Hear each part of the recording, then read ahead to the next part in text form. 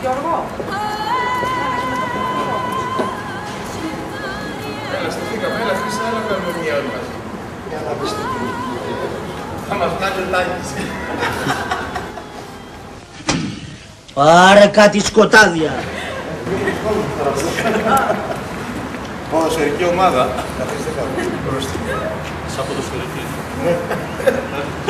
Εθνική Ελλάδος. Για στριμώσου. Γελάει αυτός. Το άθραμα τραβάει τώρα. Αυτό τώρα θα γράψει. Α, ναι, έτσι. Μπράβο. Ναι. Να, τώρα κάτι βλέπω. Ναι, τώρα σε βλέπω ολόκληρο. Το Φικόμπανι θα γράψει. Μαγκούφι Group Company.